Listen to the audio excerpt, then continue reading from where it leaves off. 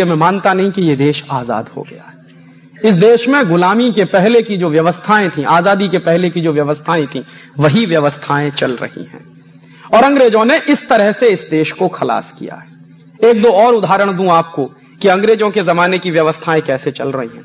1865 में अंग्रेजों ने इस देश में एक कानून बना दिया। उस कानून का नाम था इंडियन फॉरेस्ट एक्ट। और यह कानून अंग्रेजों ने क्यों बनाया? यह कानून अंग्रेजों ने बनाया कि हिंदुस्तान में जंगल जो होते थे वो ग्राम समाज की संपत्ति होते थे, गांव सभा की संपत्ति होते थे। तो गांव के लोगों का जंगल पर अधिकार होता था और जब जंगल गांव समाज की संपत्ति होते थे, ग्राम सभा की संपत्ति होते थे, तो जंगलों की रखवाली करने का काम गांव के लोगों का होता था।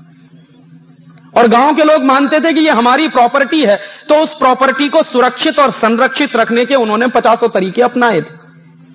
हिंदुस्तान में आज भी एक ऐसी जाति है राजस्थान में, जिस जाति का नाम है विश्नोई। और एक बार मैं ये विश्नोई जाति के लोगों के गांव में जाके आया। अलवर जिले के आसपास के इलाके में ये विश्नोई जाति के लोग काफी रहते हैं। तो एक बार मैं उनके गांव में गया था व्याख्यान करने के लिए।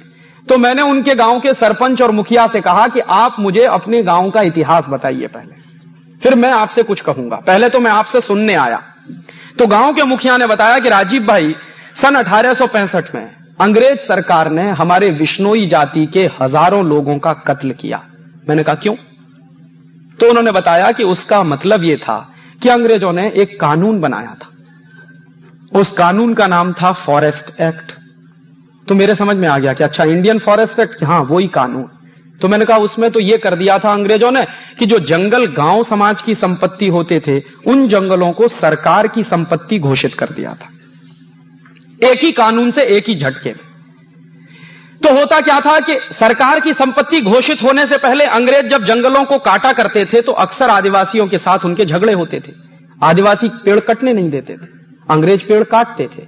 और उस विश्नोई गांव के लोगों ने मुझे बताया कि जब अंग्रेज लोग हमारे यहां पेड़ काटने के लिए आते थे तो हमारी महिलाएं पेड़ पकड़ के खड़ी हो जाती थी। पहले महिला का गर्दन कटती थी, उसके बाद पेड़ कटता था। हमारे नौजवान पेड़ पकड़ के खड़े हो जाते थे, पहले नौजवानों का शरीर कटता था, उसके बाद पेड़ कटता था। और हजारों हजारों पेड़ को बचाने के लिए इस तरह से हमारे जाति के लोगों ने कुर्बानियां दी हैं। और यह सब कुछ अंग्रेजों ने किया था 1865 के इंडियन फॉरेस्ट एक्ट के कानून के आधार पर। और 1865 में जैसे ही वो कानून पारित हो गया तो वैसे ही अंग्रेजों ने क्या घोषित कर दिया कि अब पूरे हिंदुस्तान के जो जंगल हैं वो अंग्रेजी सरकार की संपत्ति है। और जब वो सरकार की संपत्ति घोषित हो गए तो सरकार जैसे चाहे उनका इस्तेमाल करे। गांव समाज के लोगों को कोई हक ही नहीं है। उन्होंने हजारों हजारों साल से जंगलों को लगाया है, उन्हीं लोगों का जंगलों पर कोई हक नहीं है जिन्होंने जंगल लगाए हैं, जिन्होंने जंगल खड़े किए हैं। और जिनको जंगलों से कुछ लेना देना नहीं और जो जानते नहीं कि जंगल कैसे लगाए जाते हैं, उनको पेड़ काटने का अधिकार मिल गया क्योंकि एक्ट बना दिया अंग्रेजों ने। और अंग्रेजों के काम करने का तरीका क्या था कि जब किसी को मारना हो, खलास करना हो, बर्बाद करना हो तो उसके लिए कानून बना दो।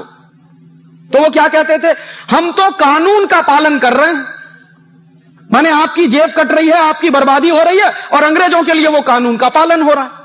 तो 1865 में उन्होंने कानून बना दिया। अब उस कानून के पालन करने के लिए उन्होंने हिंदुस्तान के हजारों हजारों आदिवासियों को मार दिया क्योंकि वो जंगल बचाने की लड़ाई लड़ते थे। उस कानून में एक प्रोविजन है। प्रोविजन क्या है?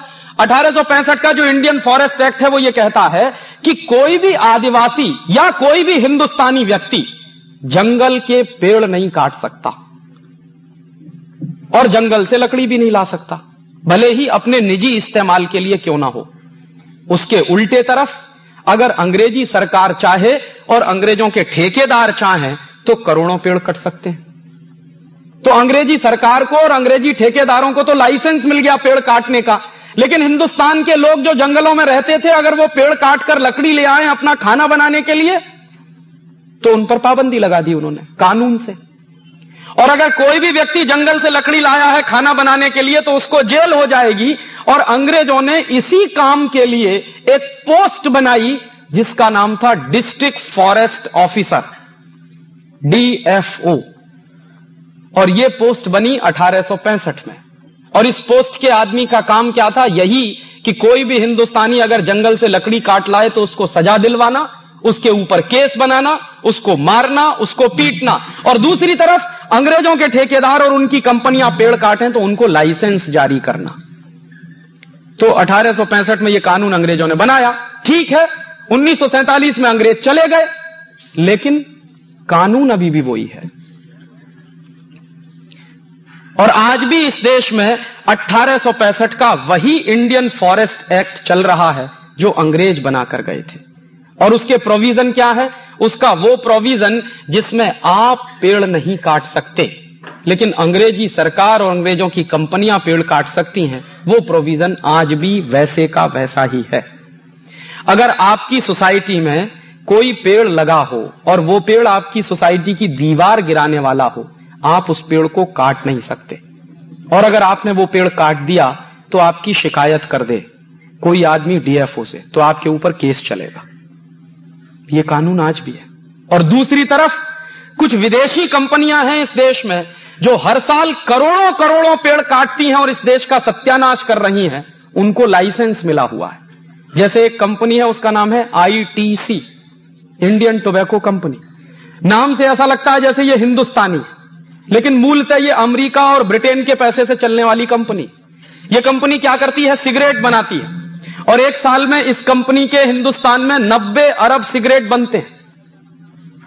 और वो 90 अरब सिगरेट बनाने के लिए इस कंपनी को कागज की जरूरत होती है, क्योंकि सिगरेट की जो तंबाकू होती है वो तो खेतों में पैदा हो जाती है, लेकिन तंबाकू के ऊपर जो कागज लपेटा जाता है वो तो बनाना पड़ता है। और वो कागज लपेटकर जो सिगरेट की स्टिक बन जाती है उसको पैकेट के अंदर बंद करना पड़ता है, तो पैकेट के लिए भी कागज बनाना पड़ता है। फिर उनकी एडवर्टाइजमेंट करनी पड़ती है कंपनी को, तो उसके लिए पोस्टर चाहिए, तो उसका भी कागज बनाना पड़ता है। तो यह company on an average 500 cigarette बनाने के लिए एक पेड़ काटती है। और हर साल यह कंपनी 1400 करोड़ पेड़ काट देती है। उसको लाइसेंस मिला हुआ है, आप अगर एक पेड़ काटें तो आपको जेल हो जाएगी। यह कानून किसका है? यह कानून अंग्रेजों के जमाने का। क्यों चल रहा है, इसका जवाब कौन देगा?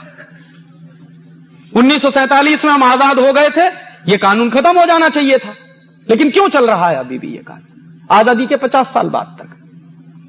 और अंग्रेजों ने जो जंगल गांव समाज की संपत्ति थे वो छीनकर सरकार की संपत्ति घोषित कर दिए। 1947 में जो सरकार आई थी उसको सबसे पहला काम यह करना चाहिए था कि जंगलों को वापस गांव समाज की संपत्ति घोषित करना चाहिए था, लेकिन वो तो नहीं हुआ आज तक। तो कैसे मैं मानूं कि यह देश आजाद हो?